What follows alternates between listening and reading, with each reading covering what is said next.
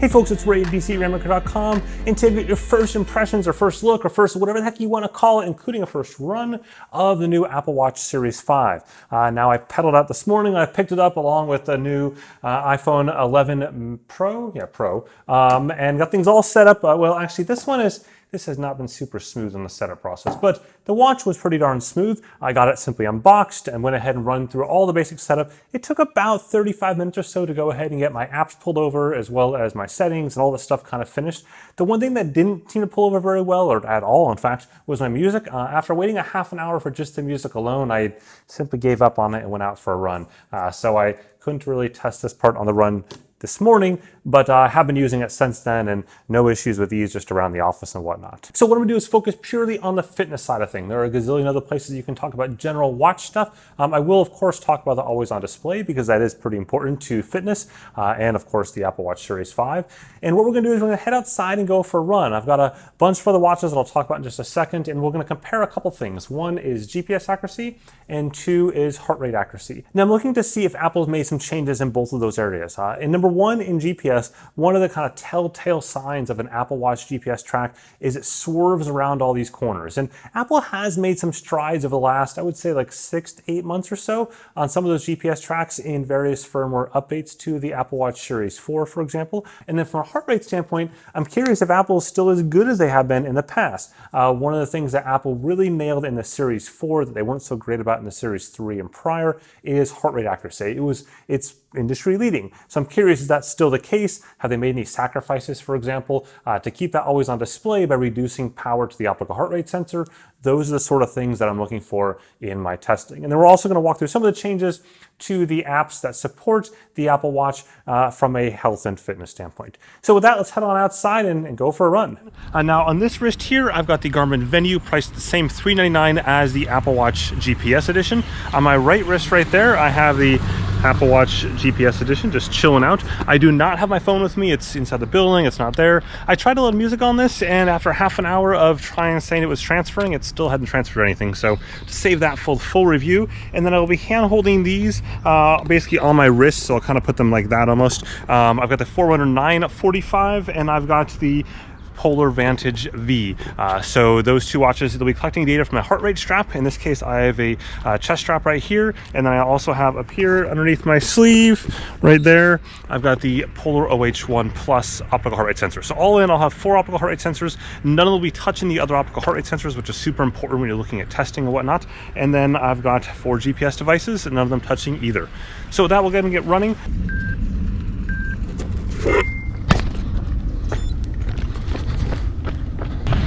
Okay, so the route I've chosen for today's testing is going to start out through some taller buildings. So you can see that one up there. I guess that's like 10, 12 stories, maybe a little more.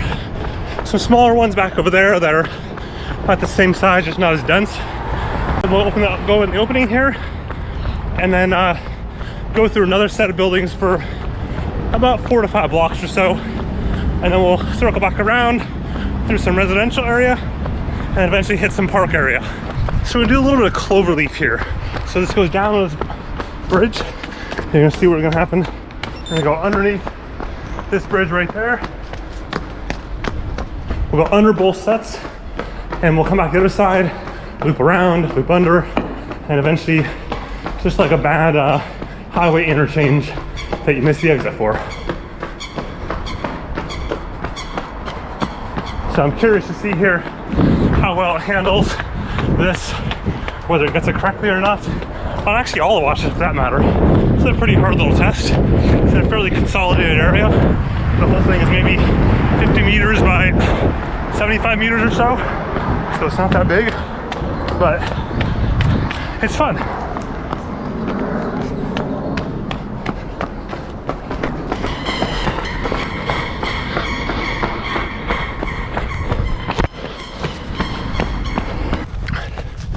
So of course, the big new feature on the Series 5 is the always on display.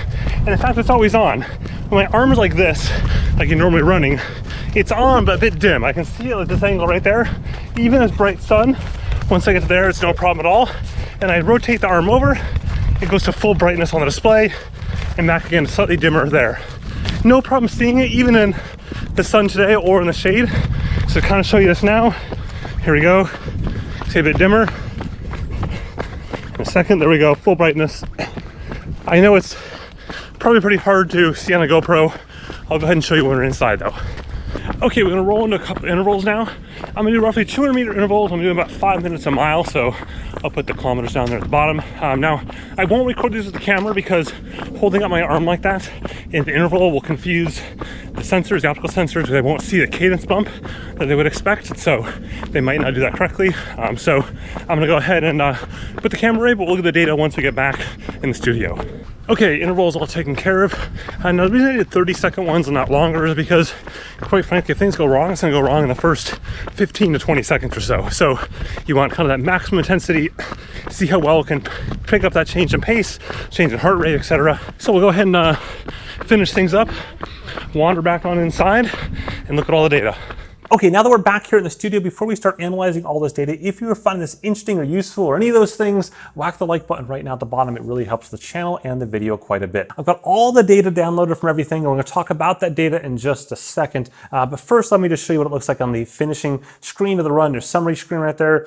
You can see your total time up top. You can see the total distance, the average pace, my average cadence, a bit lower because of the fact that I stopped between those intervals or slowed down between those intervals quite a bit. So it's a little bit lower than you'd expect. Active calories, total calories, average heart rate. And if I tap the average heart rate there, tap the average heart rate there, it'll go ahead and show me the heart rate for the actual run itself. So you can see that plot over a course of time. And you can see here we've got the elevation gain, the elevation min and max. Now the negative 11 feet is probably actually accurate.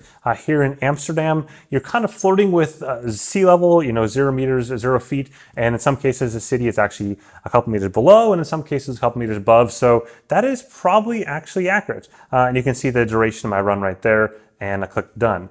Now, if I go over to the phone app here, you can see the summary for my run as well. All the exact same information. And then down below, we've got the map. And I can zoom in on this map here. I can switch over to satellite mode if I want to, for example. I can look at the certain sections. So I could see if I go in right here. Let's see, where was that little turn that I made? There we go. So this is during one of the sprints there, and you can start to see a little bit of the Nike swoosh, if you will, cutting through there where that trail, clearly goes at the top there, and then this just cuts right across it, cuts right over the top of the bridge, and misses the bridge. Actually, I'm in the canal in this case, and then it continues on.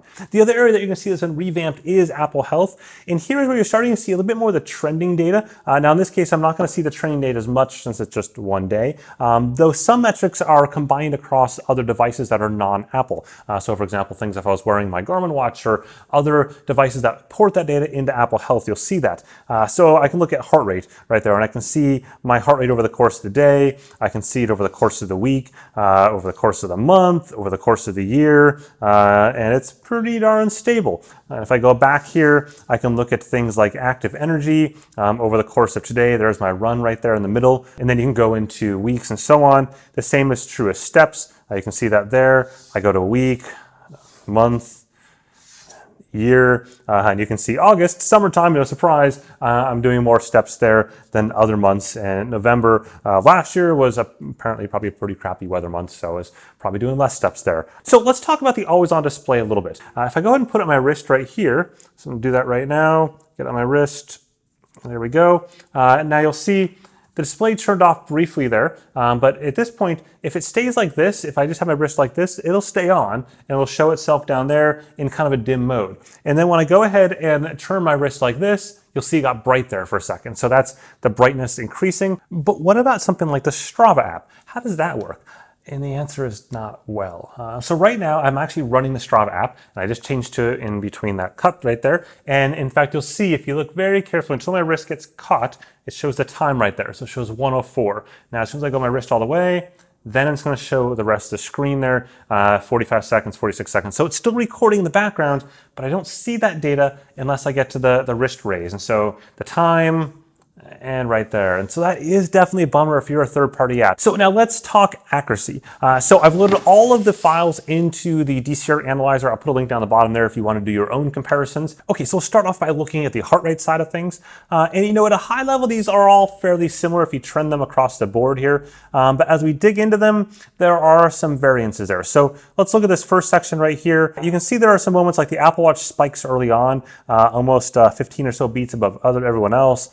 On the flip side, the Garmin Venue seemed to struggle a little bit in this section here. They're close, but we're seeing some variance there. We also see these drops every once in a while. So you see this right here on the Apple Watch that I've never seen before on Apple Watch heart rate tracers in the past, where it's like up here at 180 and then boom, it drops down to 164. That is massive in the world of heart rate. And that's huge for Apple Watch because they haven't made that mistake on the Series 4. And we see it again here towards 33 minutes, where boom, it just drops out on the bottom for a couple seconds, it comes back again. Same thing, it spikes up, almost 20 beats, 15 beats or so. Again, right here in one of the sprints, it does the same thing, down 15 beats, which makes me think Apple is probably making some trade-offs here. They're probably going ahead, like I talked about, and saving some of the battery on the optical heart rate sensor that was so good and so strong in the Series 4, and probably saving it a little bit for the always-on display. That's my guess. I don't have any definitive proof of that, and Apple would certainly never admit that. But just knowing the industry as well as I do, and knowing kind of the trade-offs that all these vendors have to make around the optical heart rate sensor and power management, that is what I suspect is probably happening there. That said, for the most part, if you look at this interval section right here, outside of those drops, all these units trend pretty darn close. So let's go ahead down and look at the GPS side of things here. So we'll zoom in here and look at sort of the start of the run up at the top. And for the most part, things are pretty good. We see it makes these turns correctly, which is good. You can debate which one's good or bad on some of those things in terms of the nuance of is it on the bike path or next to the bike path. But initially anyways, pretty darn good. Through this whole building section here, for the most part, they were good. Some, variance between the different units like I would expect. But let's talk about that cloverleaf, because you see basically the three watches do three totally different things. The Apple Watch went into it and was like, no, I'm not nothing to do with this cloverleaf. I'm just going to draw myself a little hill and call it done. The hill is not a clover. And you can see that. It just sways way off into the park and then across to the water and then boom, and it's like, done, I'm out of here. The Venue kind of came in and this was like, I've got this, and then it got lost. And it went off the bridge and into the water. It made a loopy-loop. It made a loop. It had a loop. Apple didn't know how to loop. The 945 was committed to the cause though. It went down, it went under, over, it did its first clover loop, it went here, it did a little bit different clover loop, and then it tried really hard to get under the bridge correctly, and it lost the plot too. But still, it was the best of the three, if you could consider that, I guess. And then all of them kind of, once they got on the roadway here, they settled out a little bit. For the most part, these watches are pretty close. I could nitpick all day on GPS accuracy. You do still see a little bit, again, that telltale Apple Watch sign there of cutting the corners slightly and kind of just smoothing those out. Here's one right there, the teal, the Apple Watch cutting the corner. You see it most visibly right here. This is one of the sprints I did across a bridge, and the trail goes up and then down and then across, and the Apple Watch is like, boom, I'm just cutting across all these corners, jumping over the canal, and just no corners for me. And you see it again up here as well, where it just slides around this corner. It is better than the Series 4 was. It's not perfect there yet, but I need more runs, more activities, more workouts across a variety of sports to see accuracy on both GPS and heart rate and kind of make some final determinations. Okay, so what's my sort of summary here?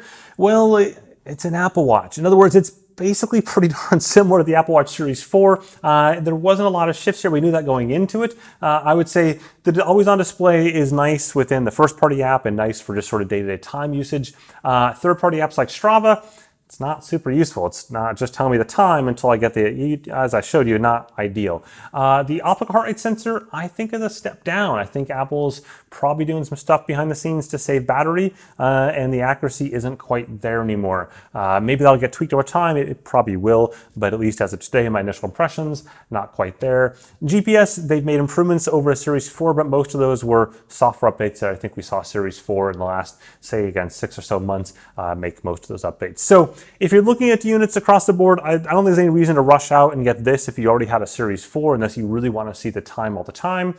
Time all the time, that's kind of catchy. Otherwise, there you go. If you found this interesting, whack that like button at the bottom there or the subscribe button. I appreciate it, and stay tuned for plenty more sports technology goodness. Have a good one.